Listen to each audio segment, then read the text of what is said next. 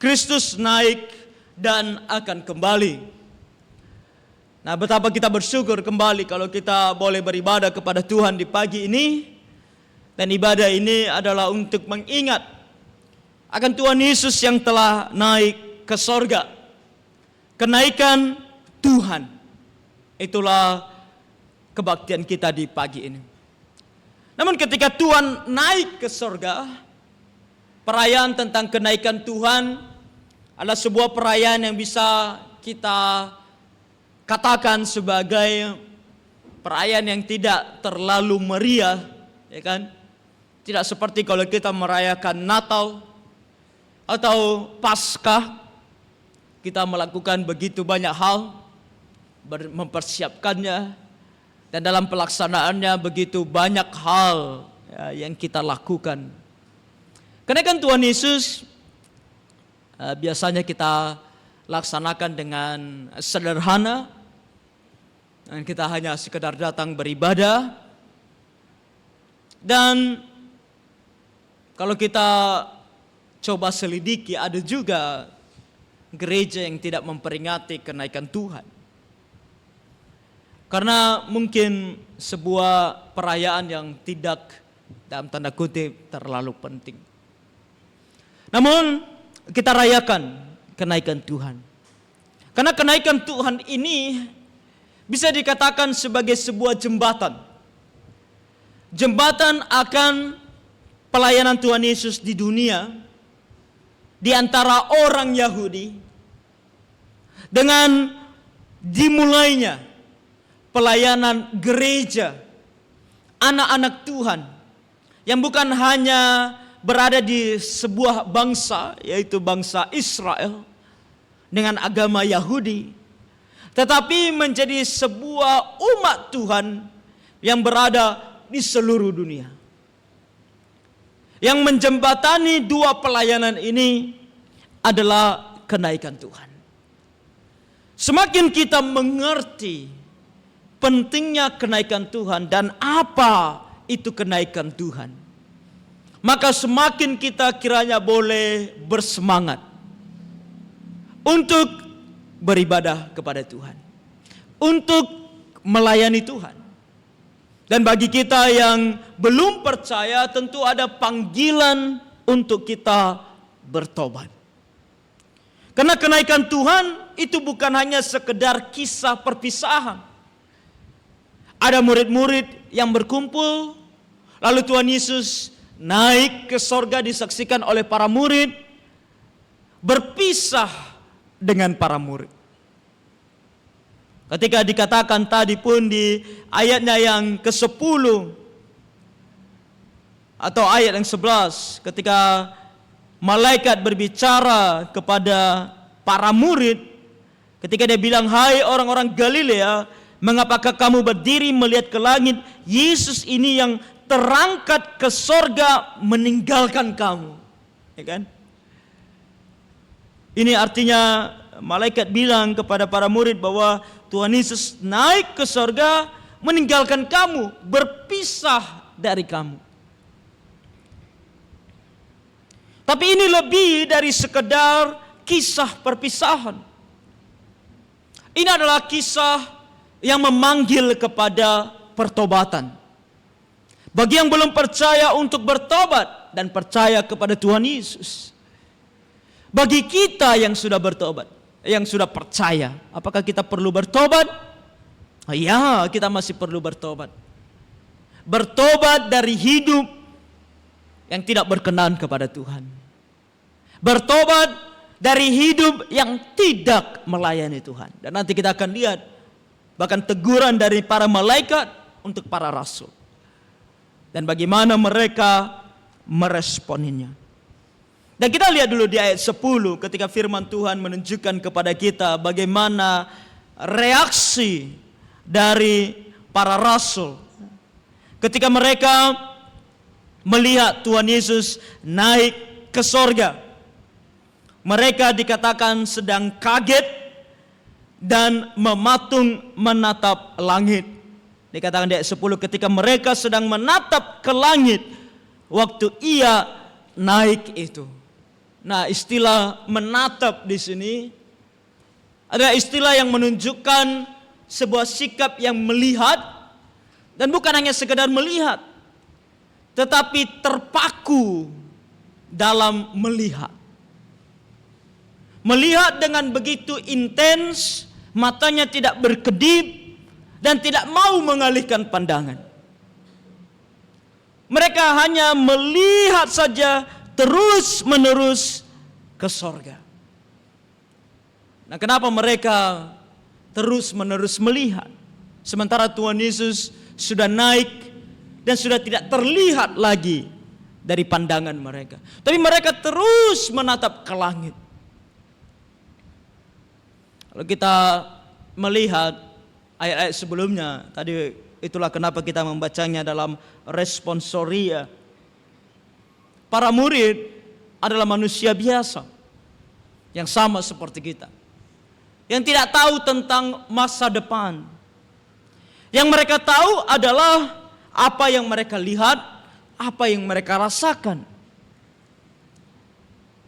3,5 tahun kurang lebih Tuhan Yesus melayani di dunia.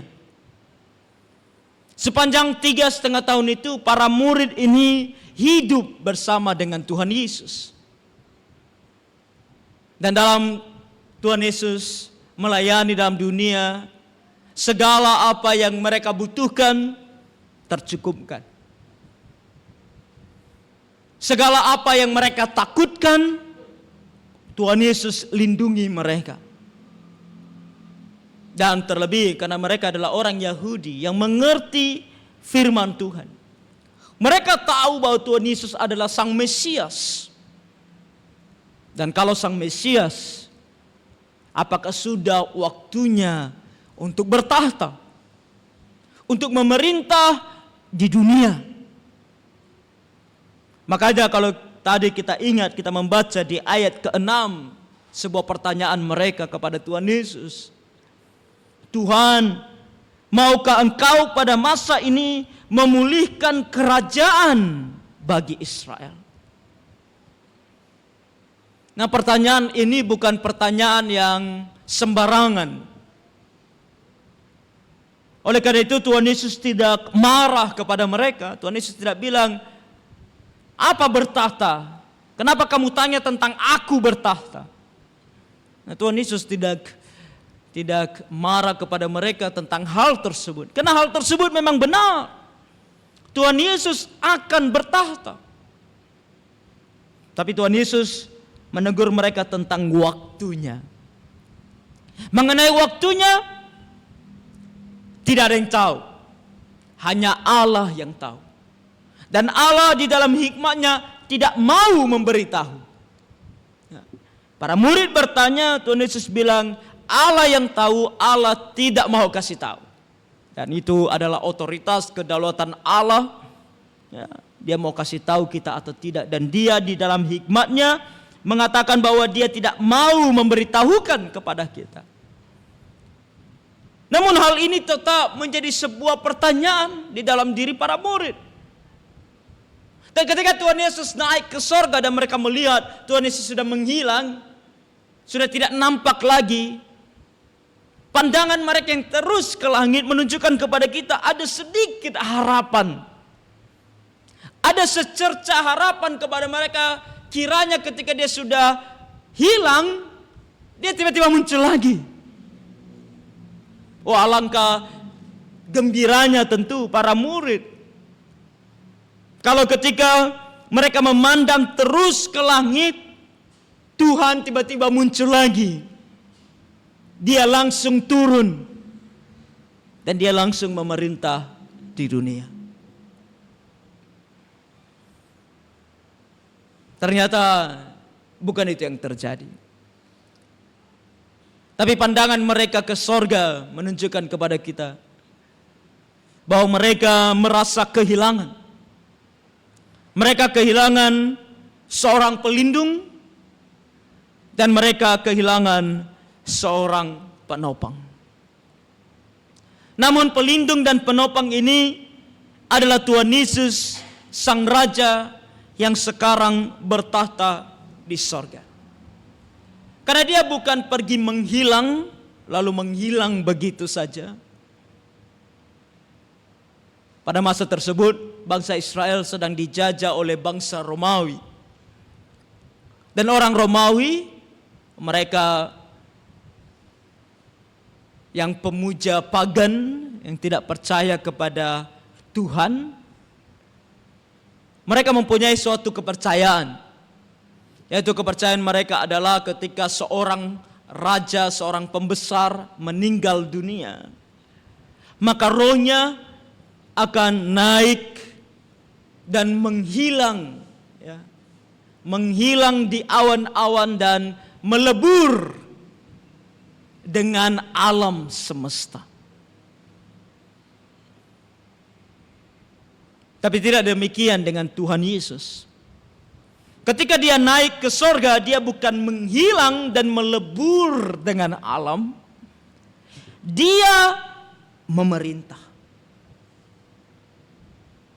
Dari sorga. Dia duduk di sebelah kanan Allah. Bersama dengan Allah Bapa. Mereka kemudian nanti mengutus Roh Kudus.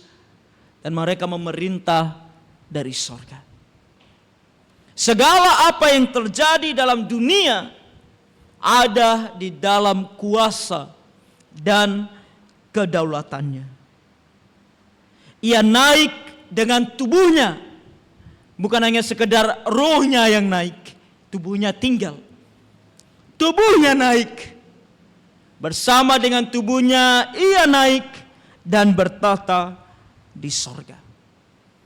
Kalau kita melihat Daniel pasal 7 ayat 14 diungkapkan kepada kita bahwa ketika Tuhan Yesus naik, lalu diberikan kepadanya kekuasaan dan kemuliaan dan kekuasaan sebagai raja. Ini bukan hanya sekedar kekuasaan kemuliaan biasa, tapi kekuasaan sebagai raja. Dan kerajaannya ialah kerajaan yang tidak akan musnah. Jadi Tuhan Yesus naik ke sorga itu bukan untuk istirahat. Bukan untuk santai, selesai tugasnya di dunia kan. Kurang lebih 33,5 tahun dia hidup di dunia ini. Dari dia lahir, umur 30 kemudian dia memulai pelayanannya. 3,5 tahun dia menjalani pelayanannya. Wah, begitu melelahkan. Kita mau bilang. Bahkan sampai begitu menderitanya. Waktunya istirahat.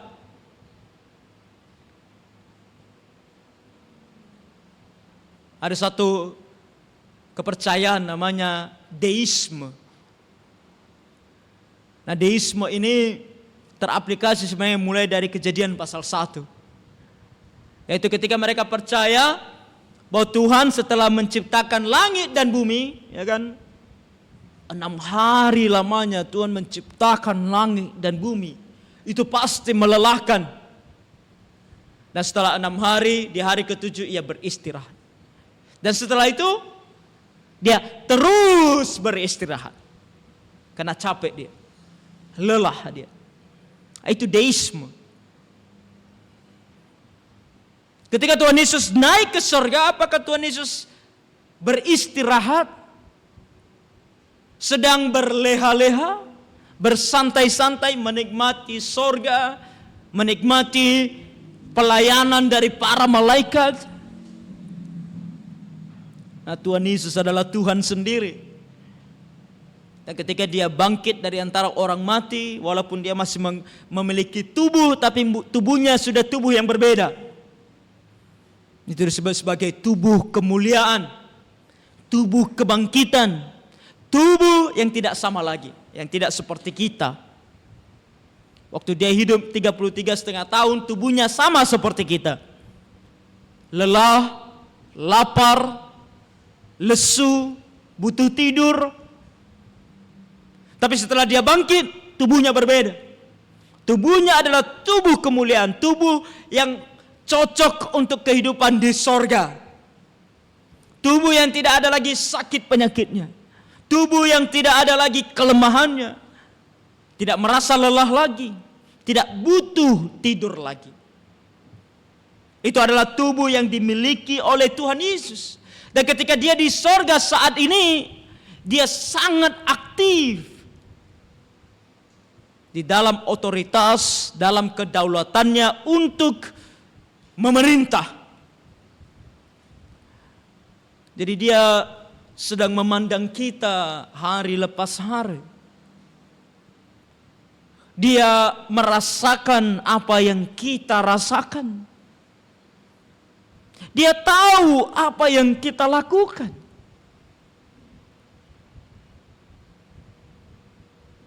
Saya ingat sebuah perkataan dari seorang pendeta, namanya Pendeta Paul Ferguson.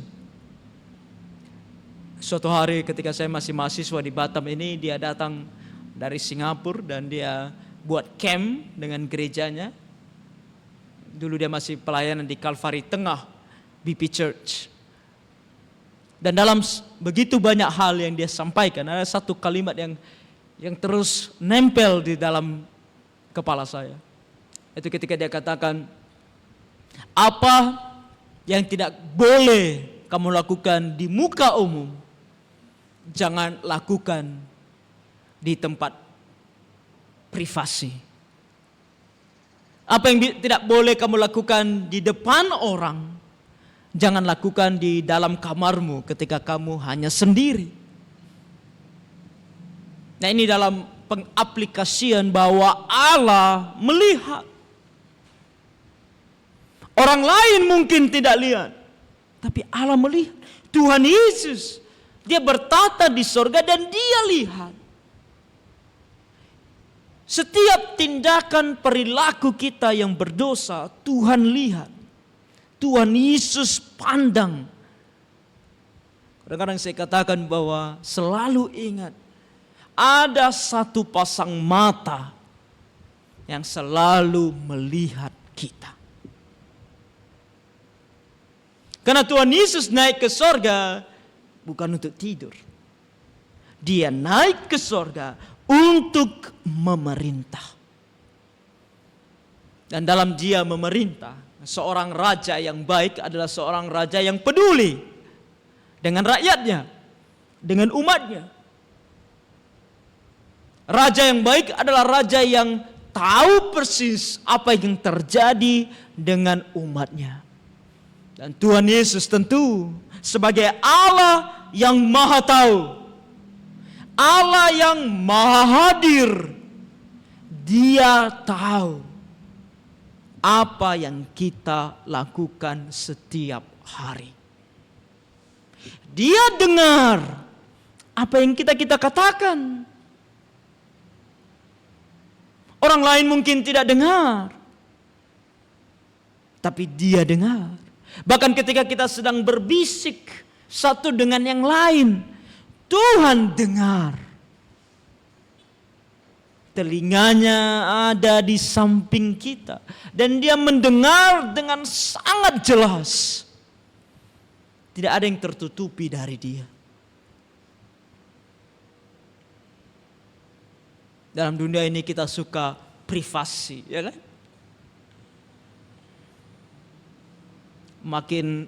Makin kesini makin diagung-agungkan privasi.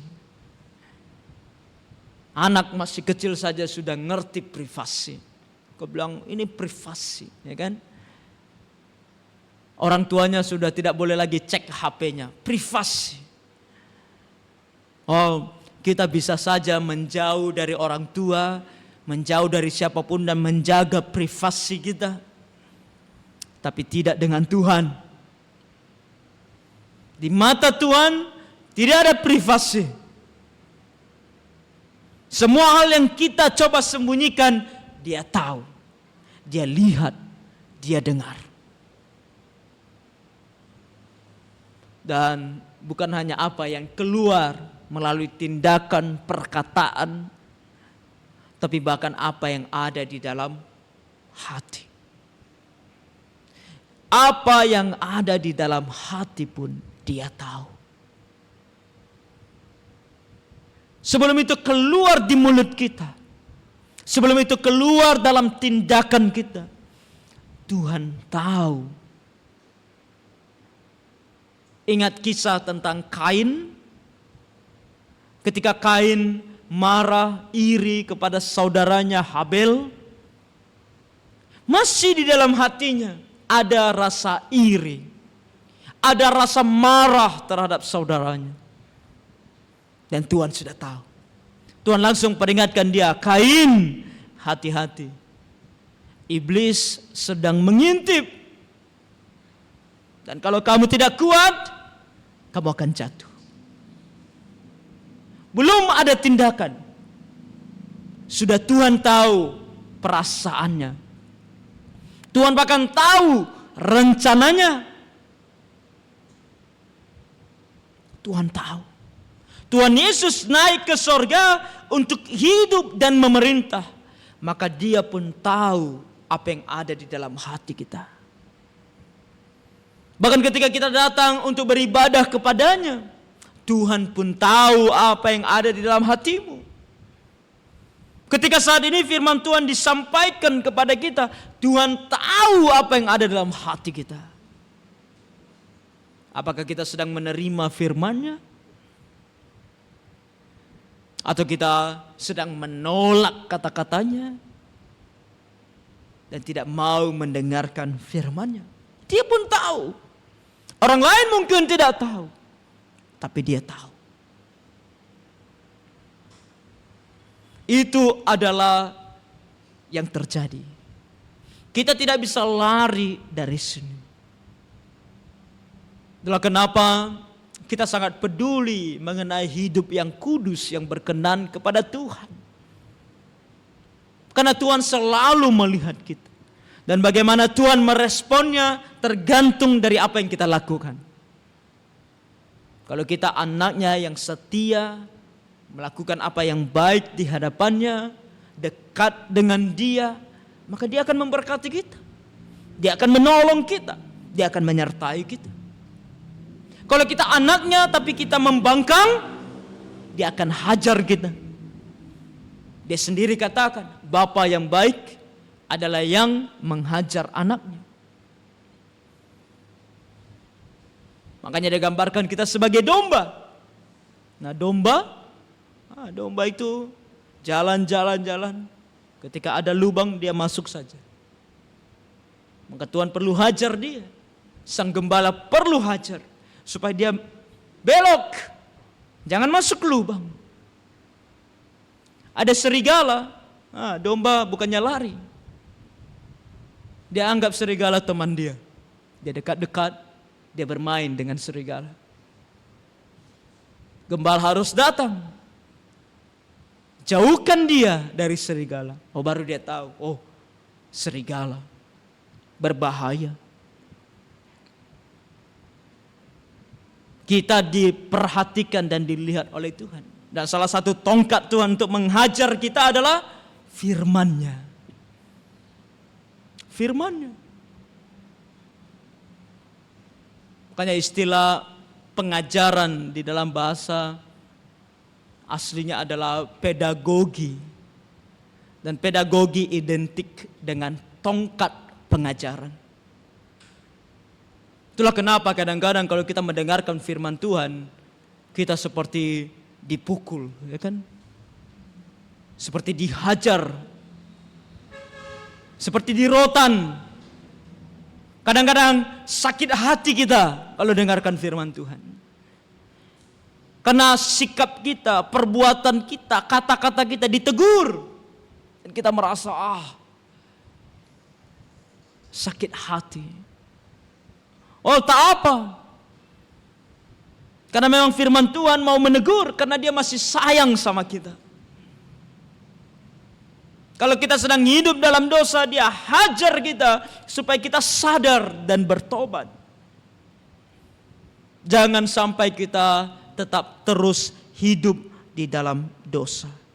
Karena kita melihat di sini sebuah teguran dari Tuhan kepada mereka yang masih menatap ke sorga. Mereka masih lihat terus dan berharap Tuhan Yesus datang. Tuhan utus malaikatnya.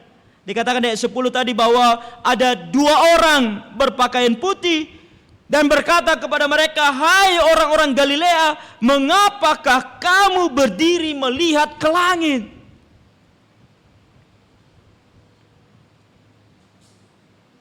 Ada banyak sekali hal yang bisa kita gali dari kata-kata malaikat ini.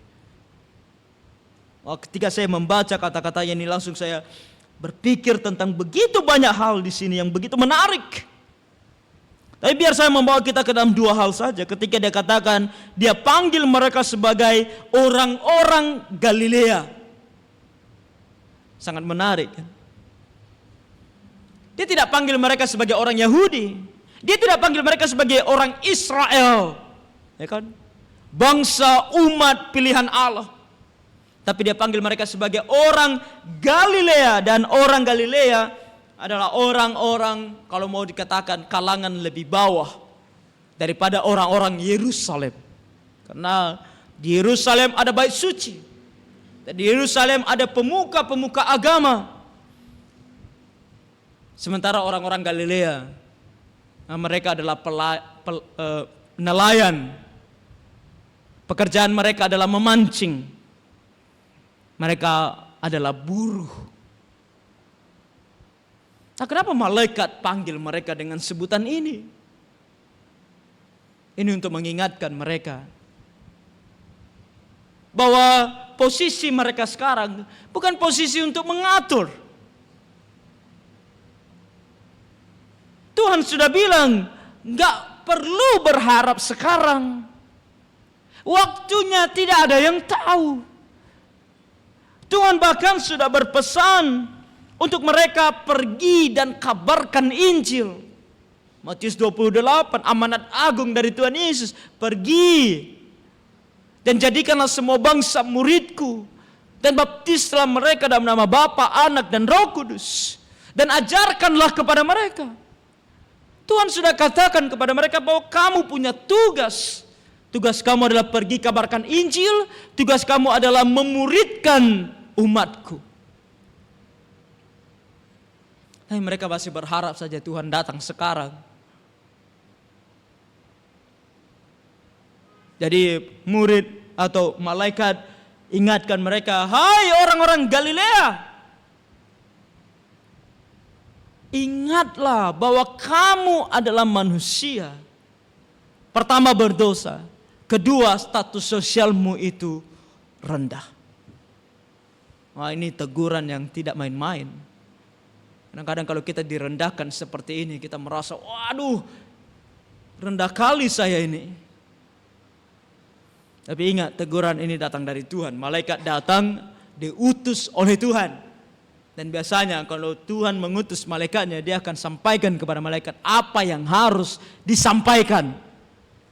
Jadi kata-kata ini bukan kata-kata hinaan dari malaikat, tapi kata-kata dari Tuhan sendiri untuk menyadarkan. Ingat, kamu adalah orang-orang Galilea. Tugasmu adalah percaya dan patuh. Karena kamu bukan siapa-siapa.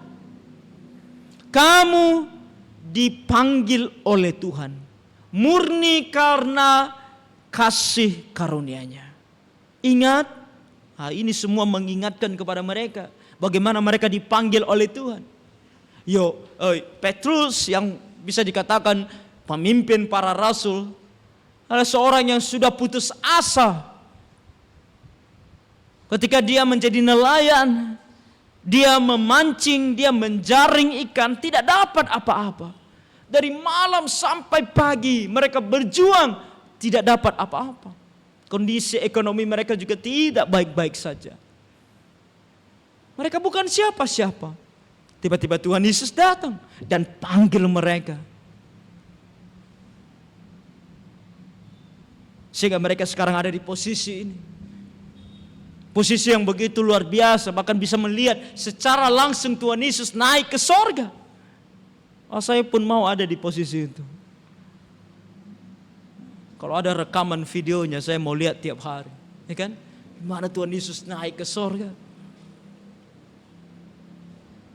Roket saja yang berapa waktu yang lalu naik ke bulan. Wah, orang saksikan Satu dunia saksikan, ada live streamingnya, ada videonya. Oh, betapa luar biasanya, ada roket naik ke atas, tiba-tiba hilang dan mereka bilang mereka sudah di bulan. Kan? Ini Tuhan Yesus, manusia ini, dalam tubuh manusia, naik ke sorga. Kesempatan yang begitu berharga. Tapi ingat, kamu orang Galilea. Dan ini mengingatkan kita. Teguran ini juga untuk kita. Kadang-kadang kita pikir bahwa kita ini sudah hebat. Kadang-kadang kita ini bisa mengatur Tuhan bahkan. Tuhan, aku mau ini dan itu, Tuhan harus kasih. Siapa kamu? Mari kita kembali mengingat siapa kita di hadapan Tuhan. Dan bagaimana Tuhan bermurah hati panggil kita. Setiap kali saya pun tergoda oleh iblis untuk mulai berpikir betapa hebatnya saya. Itu selalu muncul godaan dari iblis. Satu hal yang akan membuat saya bisa tertolong adalah mengingat siapa saya. Bagaimana Tuhan begitu bermurah hati. Menolong saya mulai dari kandungan ibu saya. Yang katanya mau digugurkan. Karena takut bukan anak laki-laki tapi anak perempuan lagi. Sedepresi itu orang tua saya karena sudah 3 anak perempuan, nggak dapat anak laki-laki. Ketika mama hamil saya, dia takut anak perempuan lagi. Awal-awal mau digugurkan, minum obat untuk digugurkan. Tuhan bermurah hati. Tuhan sadarkan dia untuk datang kepada Tuhan dan berdoa. Dan Tuhan juga lindungi saya yang ada dalam kandungannya sehingga tidak mengalami sesuatu yang berbahaya karena obat yang dikonsumsi. Tidak layak lahir sebenarnya. Tapi Tuhan layakkan lahir. Bagaimana Tuhan panggil? Bagaimana Tuhan bawa? Bagaimana Tuhan sertai? Semua karena kemurahan Tuhan. Kita mempunyai kisah kita sendiri. Kita boleh ingat tentang bagaimana Tuhan menolong kita dan memanggil kita untuk menjadi anaknya. Kita ini adalah orang berdosa. Kita tidak layak. Tapi Tuhan mau dan Dia mau layakkan kita. Dia panggil kita murni karena kasih karunia-Nya.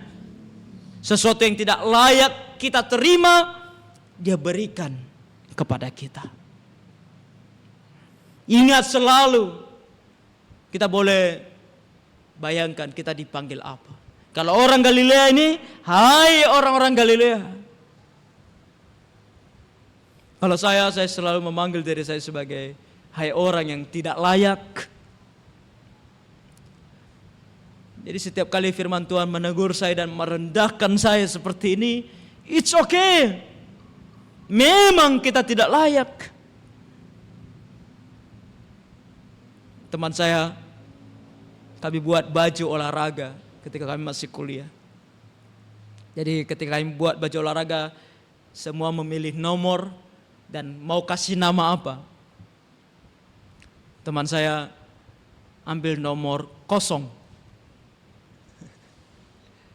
Dan dia tulis nobody. Saya bilang sama dia, kenapa kamu ambil nomor itu? Dia bilang sama saya, untuk selalu mengingatkan saya, I am nobody. Padahal dia yang paling kelihatan. Tahu kenapa dia yang paling kelihatan? Tingginya 2 meter. Kalau kami sedang duduk atau berdiri, dia yang paling kelihatan.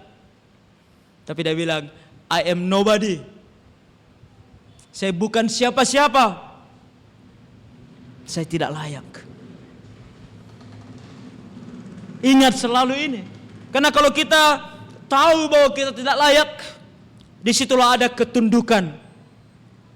Tuhan yang begitu maha penyayang, yang begitu mengasihi aku, yang harusnya aku tidak layak, Dia angkat, Dia jadikan anaknya.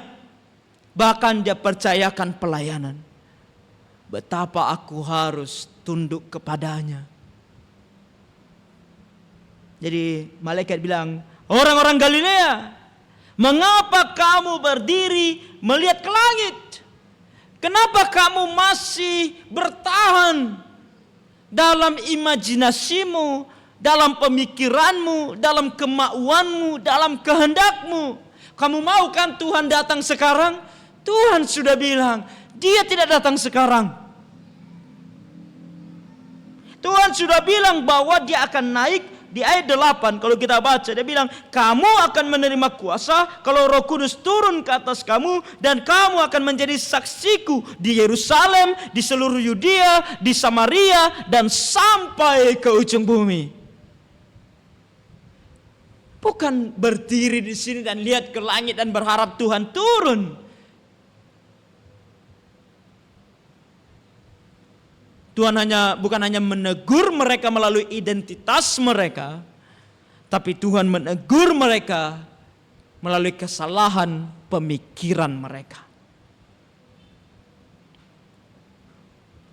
Berhenti berpikir, berharap, bahkan memaksakan apa yang kamu pandang baik. Kalau kamu mau disertai oleh Tuhan dan ditolong oleh Tuhan, diberkati oleh Tuhan, hidupmu bersama dengan Tuhan, maka kamu harus mau tunduk kepada apa yang Tuhan mau. Dan untuk kembali menekankan akan hal ini, itulah kenapa kita wajib dan harus datang beribadah, bersekutu, belajar firman Tuhan. Karena walaupun dalam hal-hal ini sering sekali kita terpukul, tertusuk, terhajar, sakit hati, tapi itulah yang harus terjadi.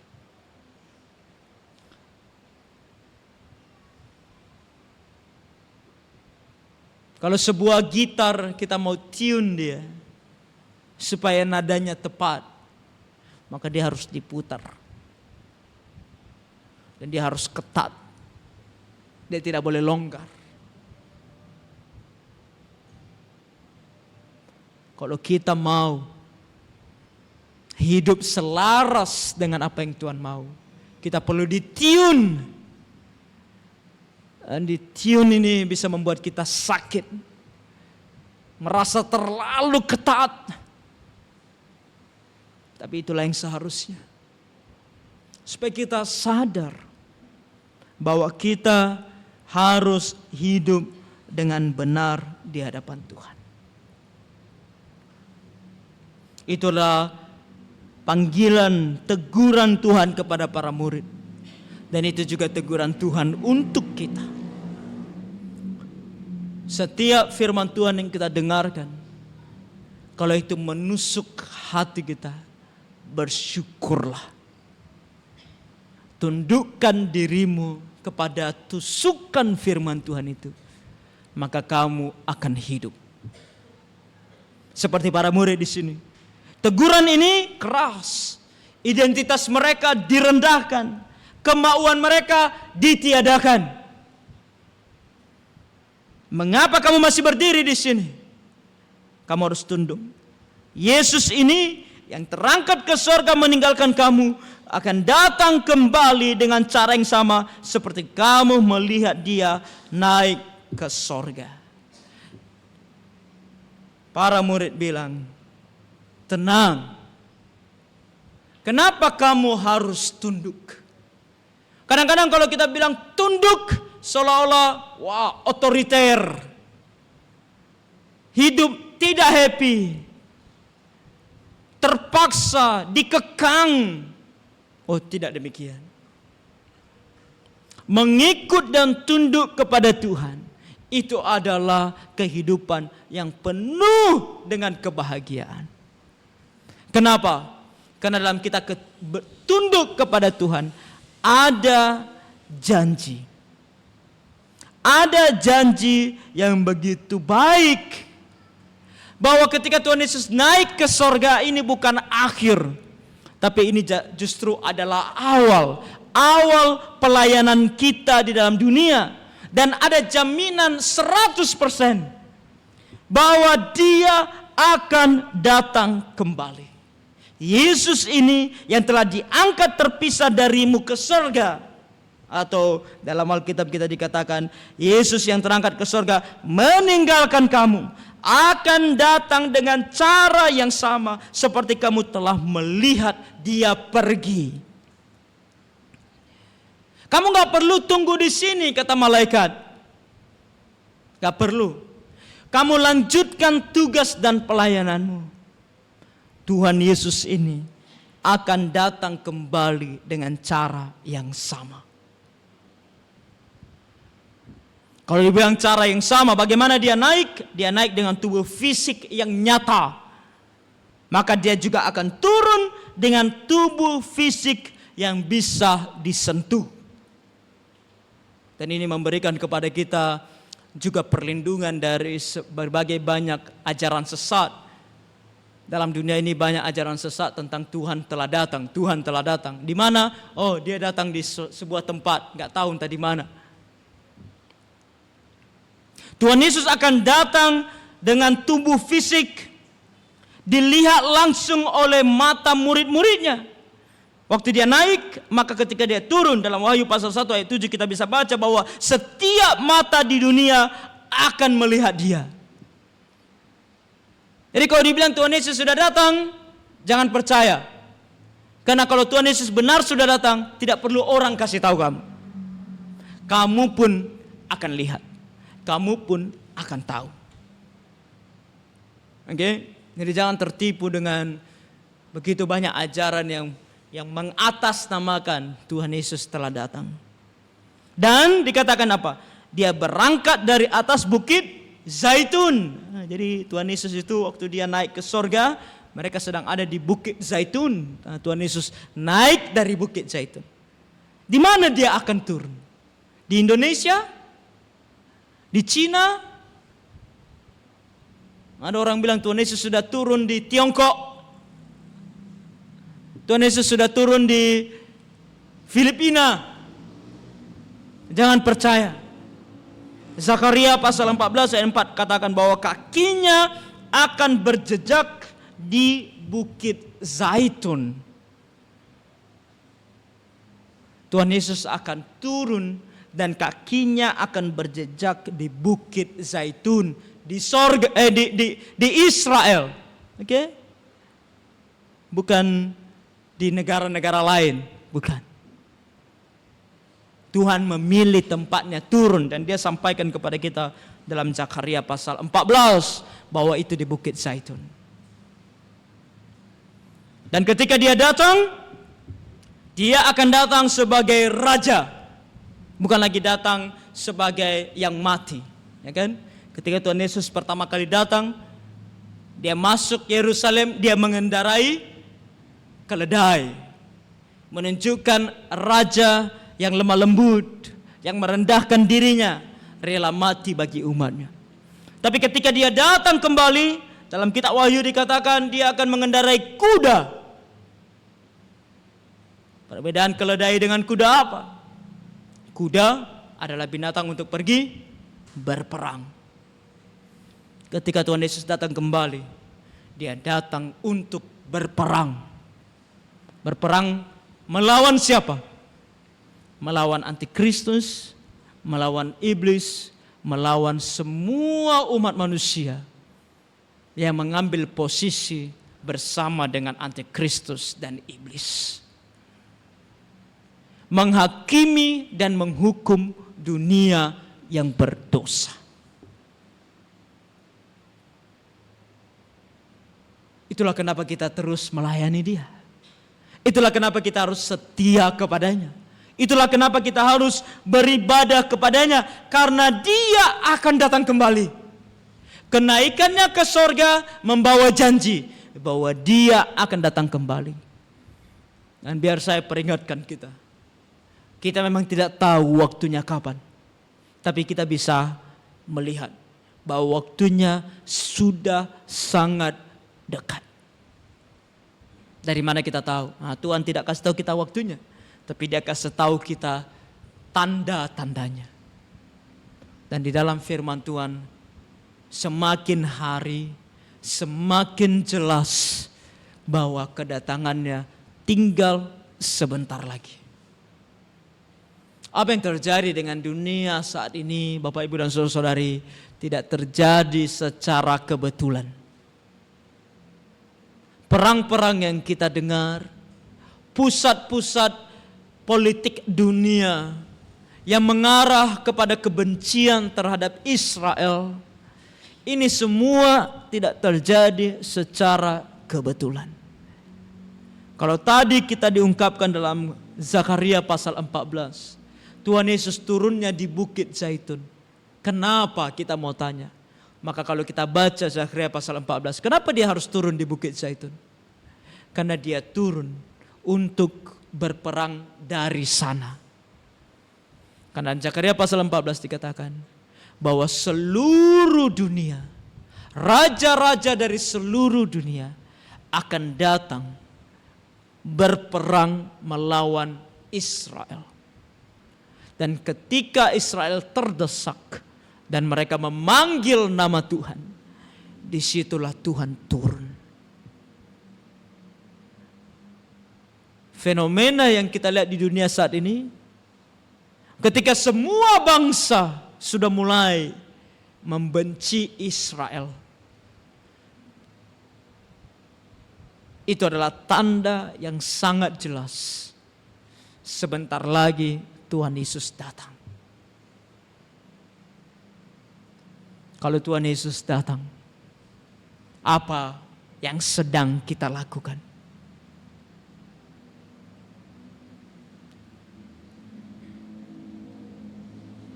Tuhan berharap ketika Dia datang, kita sedang melayani Dia. Kita sedang setia kepadanya. Kita sedang menjaga pelita kita tetap bercahaya. Dan itu ditandai dengan apa? Ditandai dengan pertama-tama pertobatan. Hidup yang bersih dan menjauhkan diri dari dosa. Jika seorang raja akan bertamu ke rumah kita, kita pasti membersihkan rumah tersebut sebaik mungkin. Demikian pula dengan hati dan hidup kita. Kalau Tuhan Yesus mau datang, bagaimana posisi diri kita? Kotorkah atau bersih? Mari kita bersihkan diri kita dari segala dosa. Kita tinggalkan dosa, bahkan dosa yang tersembunyi. Tinggalkan. Hentikan kebiasaan buruk yang merusak. Yang merusak iman kita. Yang merusak kesaksian kita. Yang masih merokok, yang masih mabuk. Itu merusak imanmu. Itu merusak kesaksianmu. Tinggalkan segera. Yang masih berjudi, yang masih main skater. Tuhan Yesus akan datang. Apakah kamu mau Dia datang dan lihat kamu main skater?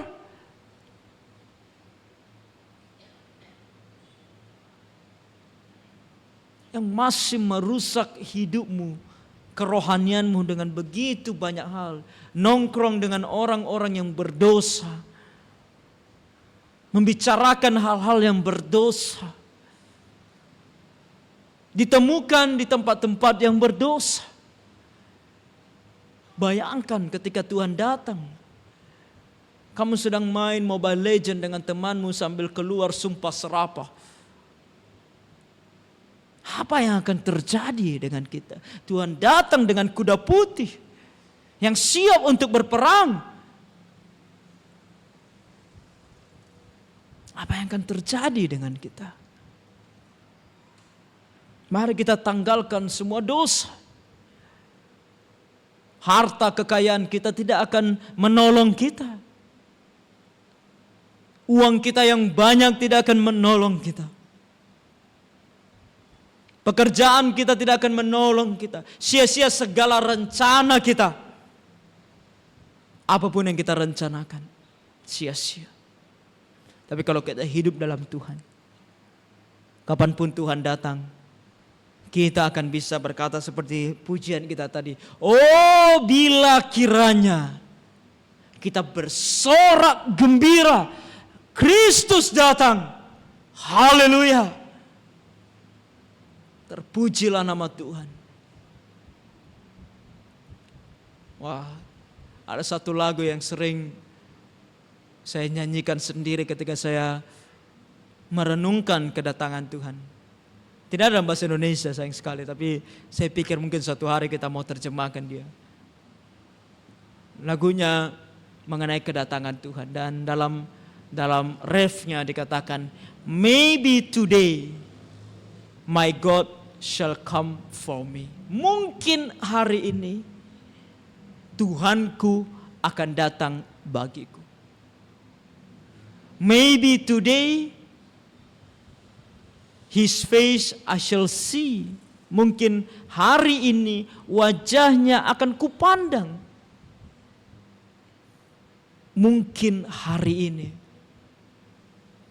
Ada seorang hamba Tuhan yang terkenal dengan setiap pagi dia akan pergi keluar dan memandang ke langit. Dan berkata, mungkin hari ini. Dan sungguh mungkin hari ini. Mari kita bersiap dengan pertobatan.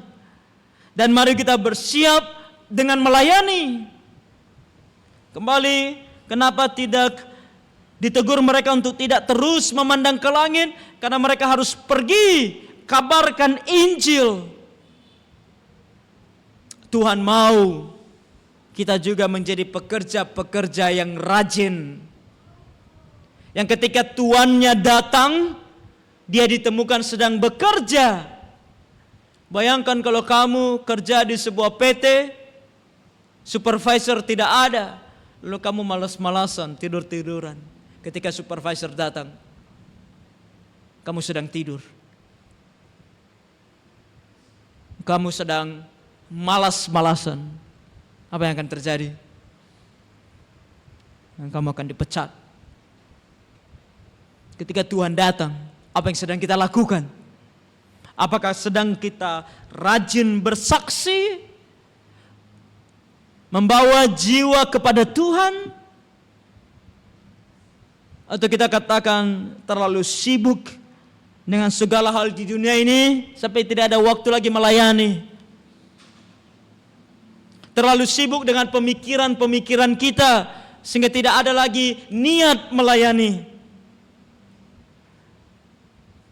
Bahkan umat Tuhan, jemaat, apakah kamu juga sedang sibuk dengan komplain sana sini sehingga kamu menarik diri dari melayani Tuhan? Tak ada semangat, tak ada kemauan. Ngapain melayani?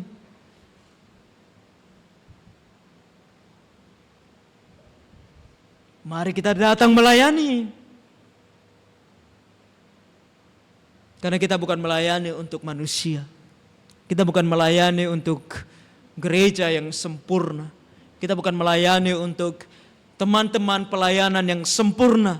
Kita sedang melayani supaya kedapatan sedang bekerja ketika Tuhan datang. Kadang-kadang saya berpikir dan berharap Tuhan Yesus datang ketika saya sedang khotbah. Kan?